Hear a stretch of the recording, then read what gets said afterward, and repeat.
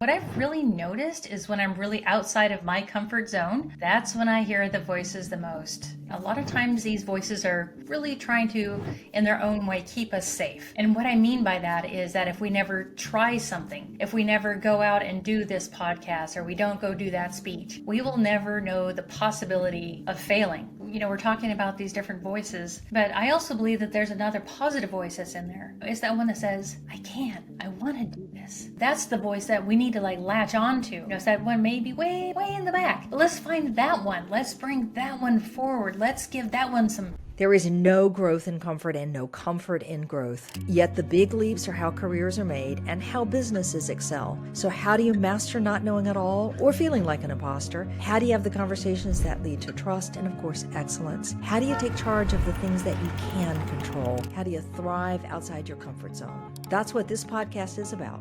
I'm your host, Wanda Wallace, and it's time to get out of your comfort zone. Welcome to the conversation. All right, I know all of you have a lot of ambitions and probably some particular goals that you're striving for. Let's say something like you really want to learn to speak eloquently at a public event. The only problem is there's this voice in your head that says basically you can't do it. And it says all sorts of different things for different people. Like it might say, what if you trip and fall when you walk on stage? And then all you think about is how you're going to trip and fall and likely to do so. Or maybe that voice is a little more critical and it says, well, why would people listen to you? Or why do you deserve to be in this particular role? Well, all of us, I'm going to argue, have our own mantra that undermines our confidence and keeps us from moving forward. And the question is, realistically, what can you do about it? And I am happy to say there are actually some solutions. I've taught about this. I've thought about it. I've written a little bit about it. I have my own experiences, but I'm happy to say the person I'm speaking to today has much better advice than I do.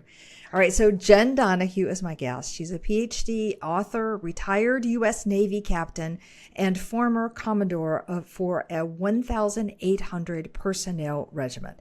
She's also a civil engineer who works on large-scale, high-profile projects. And over her 27-year military career, she has built bridges across the Euphrates River in the midst of the Iraq War, commanded an 800-person battalion in Afghanistan, and constructed combat outposts in the middle of deserts filled with insurgents. I think if anybody's got a right to talk about the voices in your head, Jenn does. And fortunately for us, she's passionate about helping other people overcome obstacles that prevent them from achieving their grandest dreams and most ambitious goals.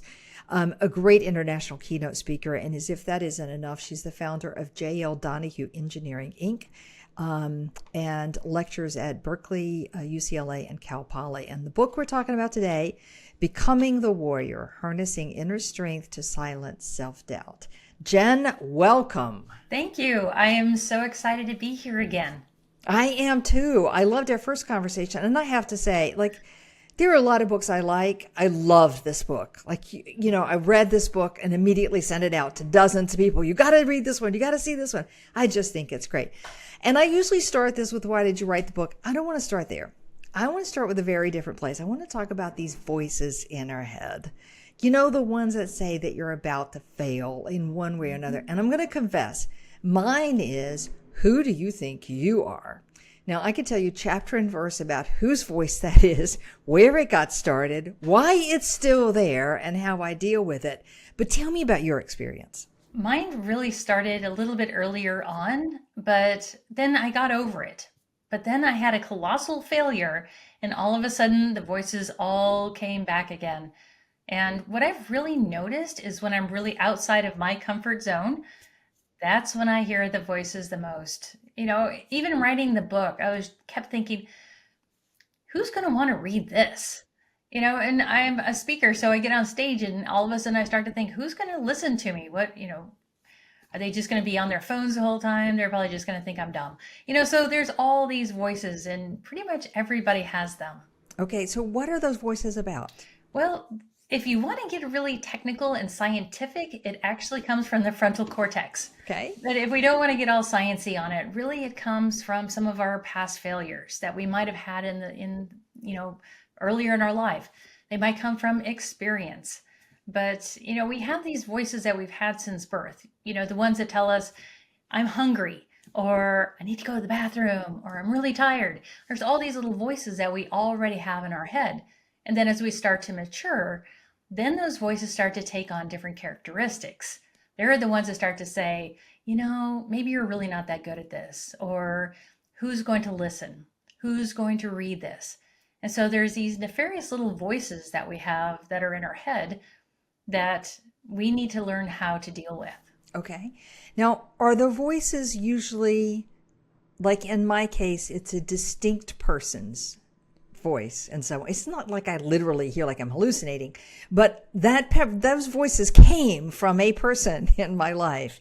Is that common, or they come from a bunch of different? Are there many different voices? I have found that they're different for different people.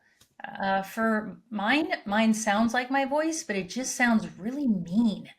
It's like oily and just sharp edged and, just horrible. I did a workshop a few months ago and I just asked people, it's like, what does that mean little voice sound to you? Some people sounded like a spooky, sleepy hollow type of voice. One person said that it sounded like their mother-in-law. And I was like, oh, wow, that's like a whole nother subject. But I mean, so for instance, like where did your voice come from? Mine is my mother, my constant critic. Bless her, she's no longer alive, but still, it's her voice. And the criticism was always well-meaning to push me to do better. But when I am in that space where I'm not so sure it's going to work out, man, that little voice comes back in there. And it really is, just who do you think you are? What right do you have to be here? Why do you think you're better than somebody else? Which she said to me on thousands of occasions. So it's a good reason that is there in her voice. A lot of times this also happens, like I said, when we're trying to stretch or we're trying to do something new, or maybe we're doing something just to elevate ourselves. Because what I really think is that a lot of times these voices are really trying to, in their own way, keep us safe. And what I mean by that is that if we never try something, if we never go out and do this podcast, or we don't go do that speech, we will never know the possibility of failing, of tripping as you go up the stairs. It keeps you safe because you never have to try. And so in a way, I think those voices are in their own way trying to keep us at our status quo. They're not letting us grow any because they just want to keep us where we are so that we might not fail in the future. All right, you said that yours were there and then you had a spectacular failure. So I find a lot of times people have that self-protection of, I'm not going to do that thing again that I failed on. So tell me a little bit, do you mind telling us about your spectacular failure? I think we all have them, but I'd love to hear. Yes. I was the commanding officer of a battalion of 800 people, and I was in Afghanistan. And I had a boss he was actually pretty horrible. He's probably one of the worst bosses I've ever had. And he constantly, on a daily basis, would just rip into people. I think that's how he thought he was supposed to lead.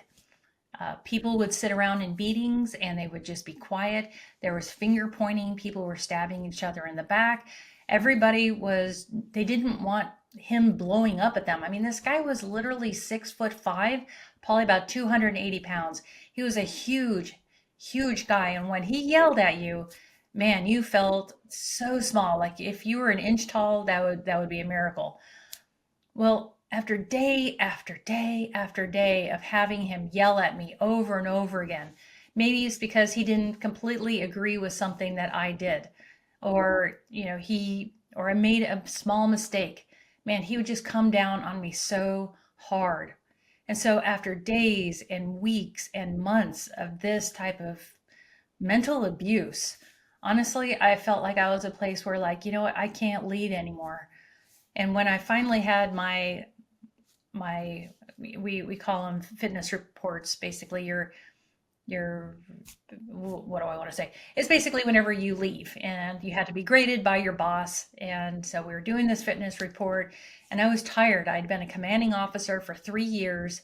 That's more than most, usually it's just 2, but I was there for 3 and I was tired. And I said, you know what? I don't think I want to go for command next.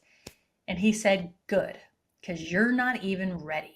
And I was like, just hearing that was just so horrible. It's like, I was tired. I didn't want to, but just the way that he said it, it was just so brutal. to hear that type of attack on yourself. And so after I left Afghanistan, I thought, who am I ever going to lead again? I am horrible at leading, apparently, according to this guy, and I felt like a shell. And ever since then, really since then, that's when the voices started to come in, and they lived in my head, and they kept telling me, you're not good enough. Don't even try. You should just stay in the dark. And, don't even talk to your husband. Don't talk to your friends. You're not even good enough for them. Ooh, that sounds like a pretty dark place, Jen. It really was. And I had to try to find a way out. Because honestly, I am a happy person. I'm a happy person again. I was a super happy person before. I was one of those people who was like, "Don't you tell me no. I'm gonna show you." And that's who I always have been. But then I went through this like horrible time, and there was a whole bunch of other stuff that was going on with some. I had 5 bosses. That was a whole nother thing. And those other 4 bosses were, some were good, some were bad. They all had their own agenda, but I had to find a way back. And the way that I did that is I started to experiment based on my military training of what do we do for enemies. And in the military, we have a very strict system for whenever an enemy is coming at us. And I used that same framework to create a framework for my own mind about that. And so I use the framework that we use in the military for physical enemies to look at metaphysical enemies that were basically invading my brain. I know that sounds crazy, but it works. It really does. I actually think it's a great phrasing to recognize that the voices in your head are often enemies. They're not your allies. They're pretending to be your allies, but they're not. They're your enemies because they're keeping you from feeling successful. They're keeping you from feeling that you can achieve and so on. All right. So now you've done that. Tell me, what's this framework? How does it work? And how did you use that for you? So there's 4 pieces of it, and it's really perceiving is the first one. And what that's all about is, like I said, we have all these voices in our head, the ones that are telling us that we're hungry or we're tired or don't walk down that alley because it looks scary. Then there's those other voices like what we were just talking about, like, hey, you're not good enough. Hey, you should wait. And so perceiving is all about taking the time to recognize which voice is actually trying to talk to you. Is this something that is really ultimately trying to keep you safe or something that's trying to hold you back? So that's what perceive is all about. It's situational awareness, what we call in the military. The next is all about assessing and trying to figure out, again, what is that voice really trying to tell you? In the military, we think about, is that person that's coming at us, is it actually a friend or is it a foe? And really trying to get at the heart of, what that is. And a lot of times we tell them, hey, stop what you're doing. And that's what assessing is all about, is can we start to recognize these mean little voices? And I have the mean little voice, and I have the sneaky little bastard, which we'll get into in a minute. But, understanding, okay, who is the one talking? Then it's about getting ready. And one of the best ways to ready yourself is to start to think about, what do you have in your day? Do you have a hard meeting that's coming up? Do you have a hard conversation? Do you have a podcast? Are you going to be going up on stage?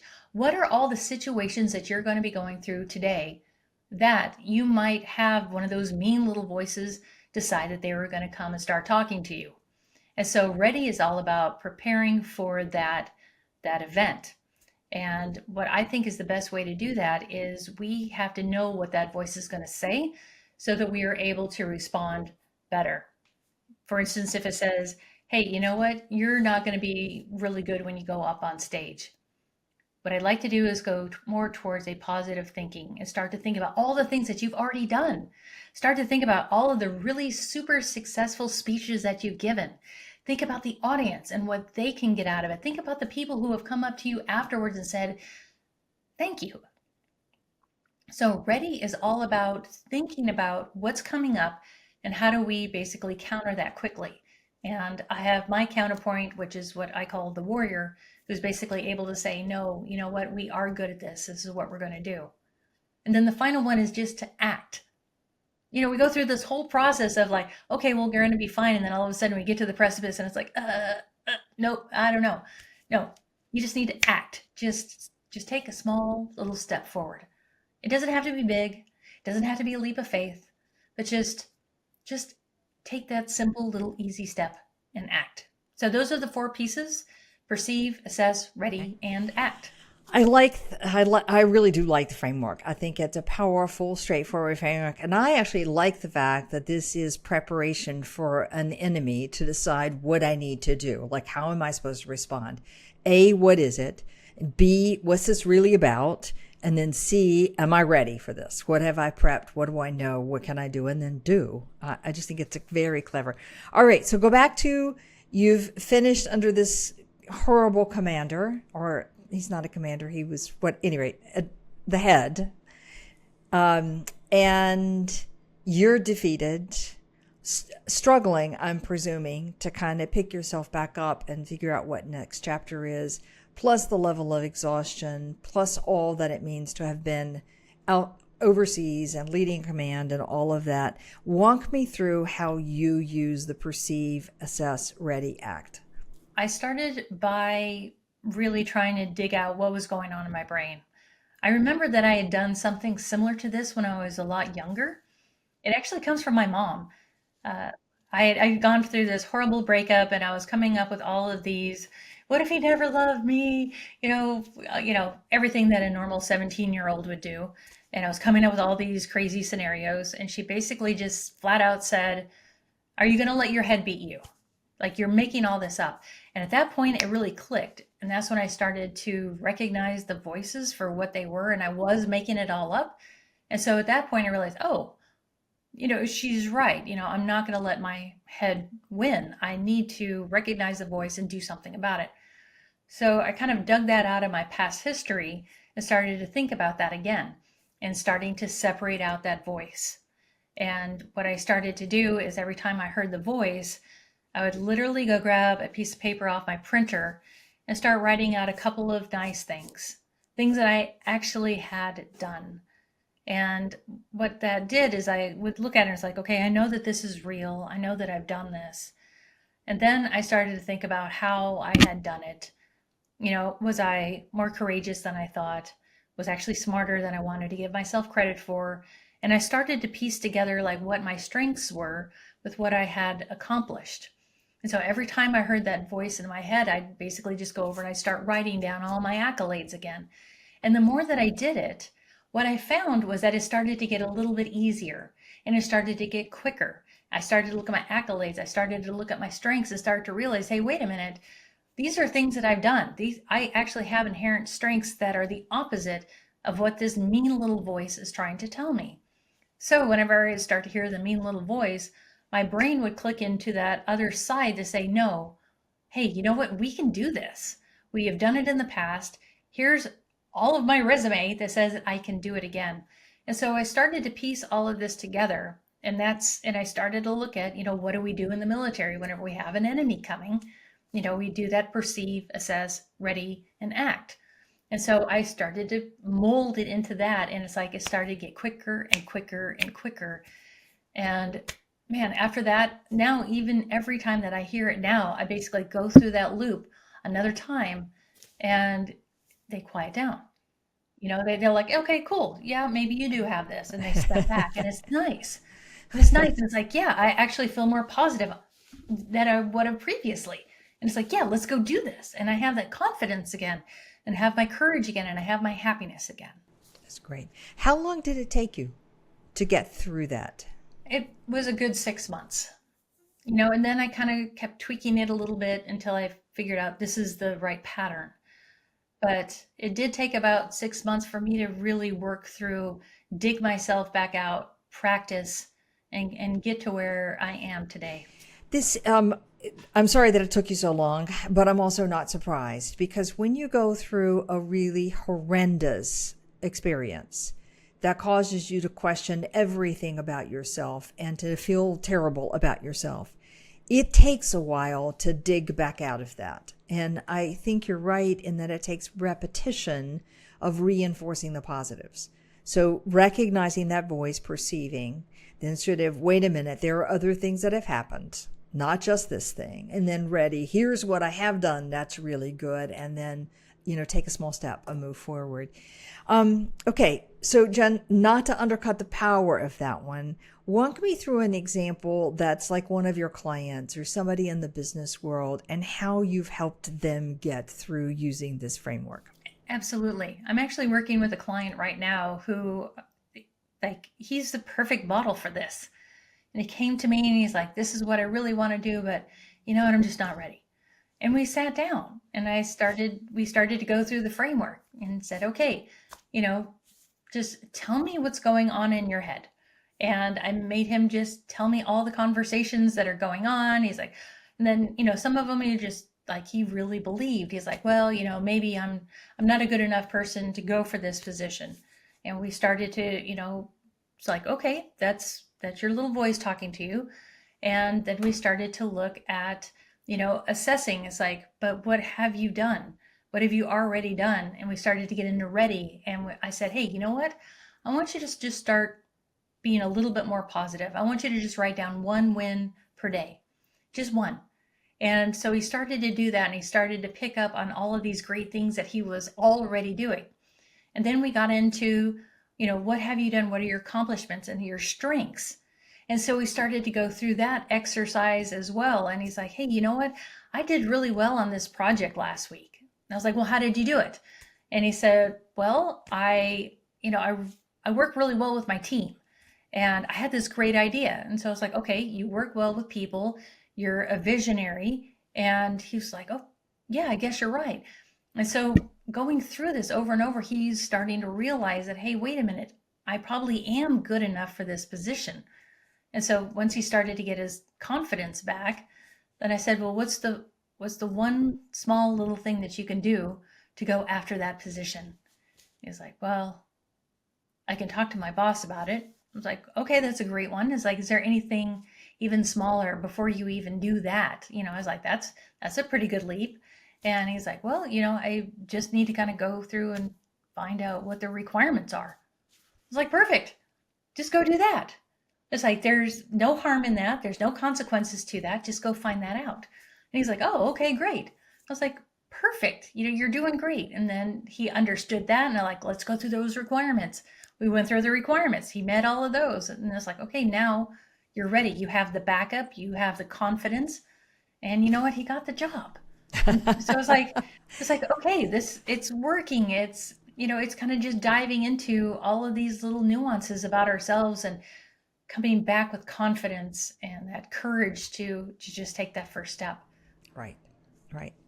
I think what is so powerful is, like, I'm thinking about somebody I worked with today, who has knocking out of the park in a dozen dimensions, but on one particular thing, her confidence is a little bit low. Okay. So she's fine in public speaking, but not lovely about public speaking in a grand stage. And just for the record, I have several of those clients, but I happen to be talking to one today. And if you think about it, there's so many things she's done incredibly well, but that one thing gets her a little nervous. All right. So there's a voice there that says, I don't know if I can do this. And there's also people who've been critical of her performances in the past in ways that undermined her confidence. And there's probably been a failure or two that didn't go as brilliantly as she'd wanted it to, all of which add up to this thing of, oh no, I may not make it. This may not be okay, is kind of what happens for her. And just doing this process of recognizing, what is the voice? What is that voice actually telling you? Is there reality there, not reality there? Is there something I need to learn from, not learn from? Okay. And turn it into the positive. Not, oh no, I'm going to fall. It's, oh no, I need to be careful in the first step, or whatever version that is, that's an appropriate action. And then assessing, where have you succeeded? You succeeded in dozens of different places in dozen different ways. And then how have you succeeded? What were you doing? Remember to do that again, all of those pieces, and then just go. It's that framework for recognizing how your own fear voice is holding you back, and not just letting it sit there and stew. Right. I joke that, for a while my little voices took up residence in my head. They were so confident that they actually ordered cable TV and got potted plant. And I mean, you know how hard it is to cancel cable TV. They were that confident that they were going to stick around. And it just sort of takes a while to basically uproot them and get them out. And, for your client, yeah, just being able to start small again and start to build that confidence as you go and remember all of the great things that you have already done. I mean, that's amazing. You said that she's knocking it out of the park on all of these other areas of her life. How did she do that? And she apply that same tenacity, to this one subject as well, and I think if she had that little bit of confidence and she's able to apply it, wow, there's amazing things that can be done. I think there is power in, so I think the secret sauce is in your first step. Perceiving the voice, admitting the voice, recognizing the voice, recognizing where the voice came from, recognizing the voice isn't necessarily 100% accurate. That perceiving thing to me is, otherwise we just run. That's how they set up cable TV and potted plants and everything else, is because we don't stop to pay attention. I think you have to stop and pay attention to it. And I think the fear is if I pay attention to it, it becomes more real. And it's the opposite. If I pay attention to it, I can actually assess whether it's factual or not factual. One of the things that I also like to tell people is that go find a mentor. Go find, I call it a battle buddy, that person that's going to be with you all the time. And you know what? Have a conversation with them, because here's the great thing. They can't hear your mean little voice. Like, they know what the truth is. They know what they see in you. That's what the truth is. So if you start to have problems with, like, is this real or is this not real? That what this voice is trying to tell me, go talk to your battle buddy. Go talk to your coach. Go talk to that mentor and just sort of discuss it, because they see what's actually factual and they can help kind of discern what's real and what's not in your head. Okay. All right. So in your experience, Jenn, do most people have these voices? I have found that probably about 80% of the people that I've talked to have these voices.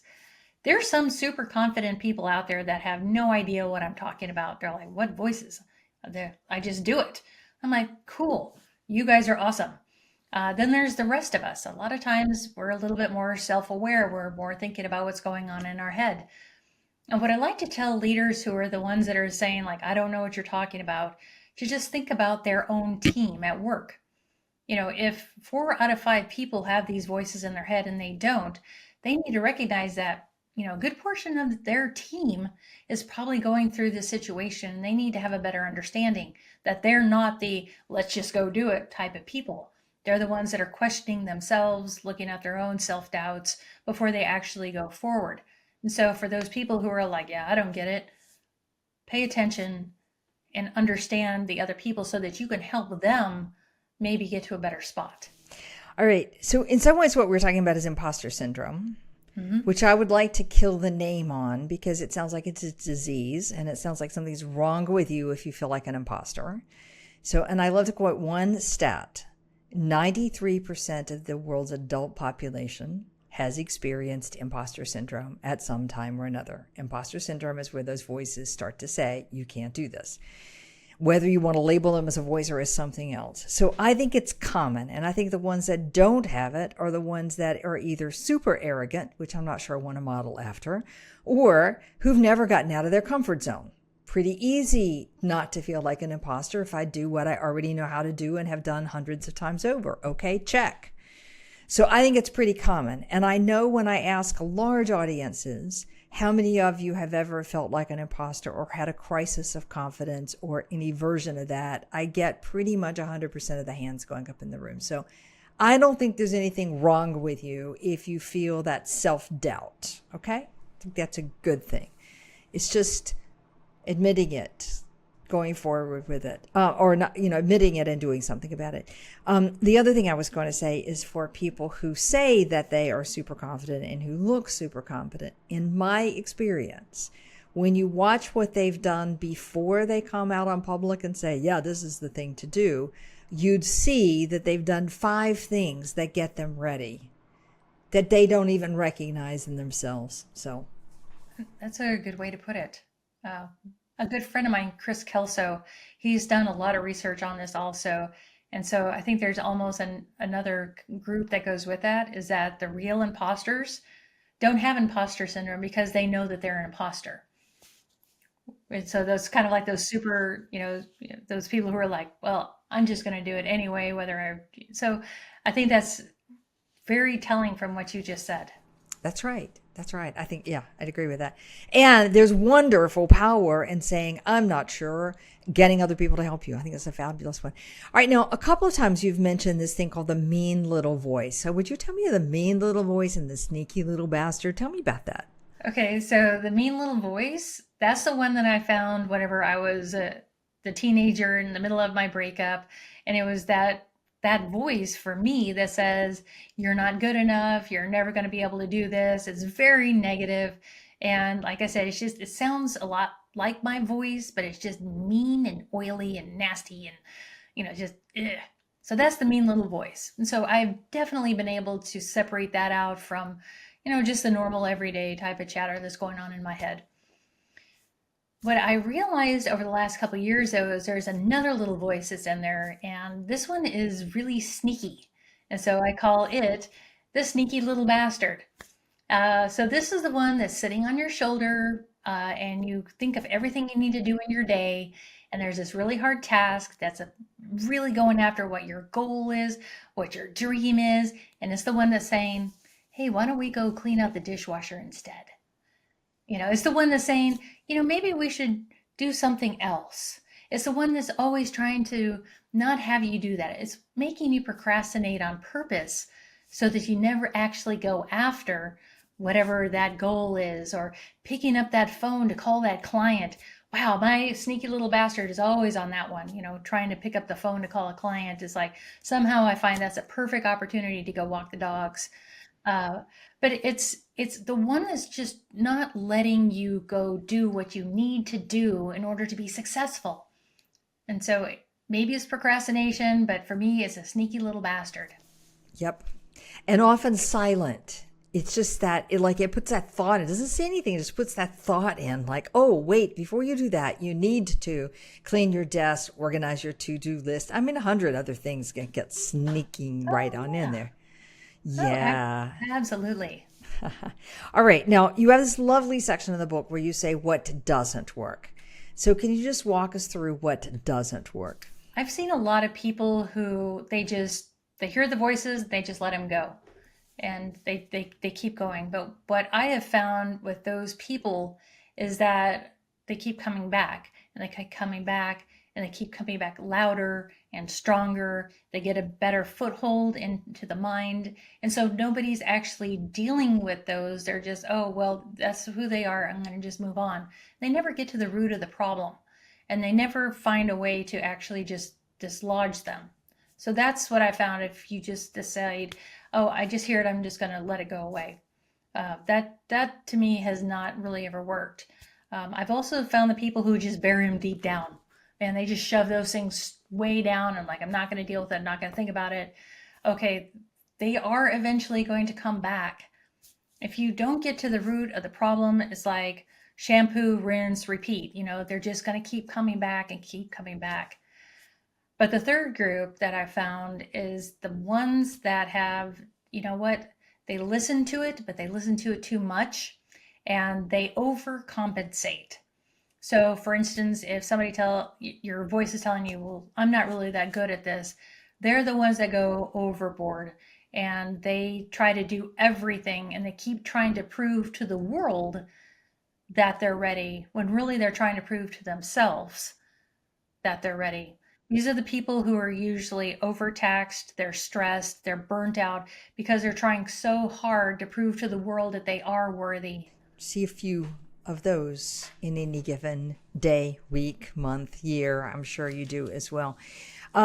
As you said that, Jenn, it made me go back to my cognitive psychology training and note that anything that keeps reappearing in your memory gets stronger in your memory. I don't have to hang on to it. I don't have to elaborate it. I don't have to do much of it. It's because it appears once, it will appear again. and again and again. And it's that kind of thing, if you sort of start thinking about, I need chocolate, suddenly you're thinking about chocolate constantly, even though that's a positive. It just doesn't go away. That's how the brain works cognitively. And what you're saying about these strategies is we're allowing each voice, each negative message, to stick and get reinforced, even if I'm not intending to.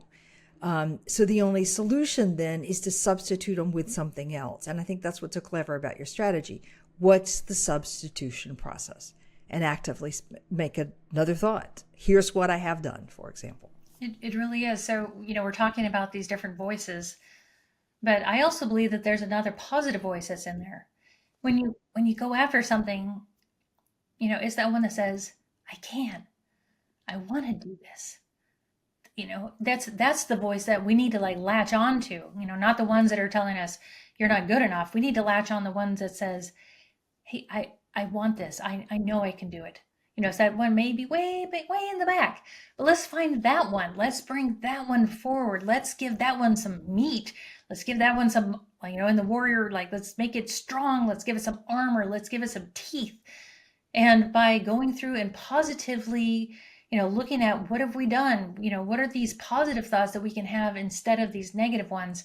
Using that positivity, the positivity will become stronger. And this is, as you know, this is totally backed by science. By the way, I'm also a nerd. I'd like to study neuroscience. And so if you're starting to go through the process of positively thinking about all these things that you could be doing as opposed to the negative, the positives are going to start to win out, especially after about 28 days, which is on average what most scientists believe is what helps take a new positive thought take root. 28 days. I love that. 1 month. 1 month. All you need is 1 month of practicing the positive. I love that. What a great tidbit.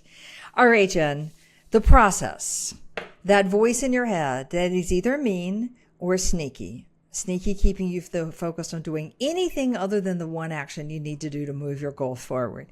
Mean is just telling you how bad you are and how incompetent you are.